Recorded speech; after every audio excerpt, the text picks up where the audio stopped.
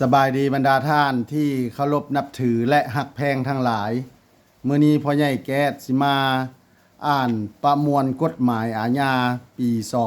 2017 มาตรา 140 การเป็นแพทย์เถื่อน บุคคลใดที่บ่ได้รับอนุญาตปิ้นปัวอย่างถูกต้องตามกฎหมาย หากได้ปิ้นปัวคนเจ็บเพื่อหารายได้จะถูกปรับใหม่แต่3 ล้านกีบหา10 ล้านกีบในกรณีที่ผู้กระทำผิดหากได้เฮ็ดให้คนเสียองค์ะหรือพิการ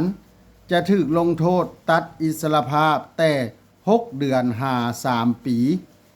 และจะถูกปรับใหม่แต่1 ล้านกีบหา20 ล้านกีบในกรณีที่ผู้กระทำผิดหากได้เฮ็ดให้คนเสียชีวิตจะถูกลงโทษตัดอิสรภาพแต่1 ปีหา5 ปีและจะถูกปรับใหม่แต่2 ล้านกีบหา50 ล้านกีบถ้าถึกใจให้กดไลค์กดแชร์กดติดตามพ่อใหญ่แก๊สในเด้อถ้าอยากให้พ่อใหญ่แก๊สอ่านกฎหมายหยังมาตราใดให้คอมเมนต์มาเด้อขอบใจ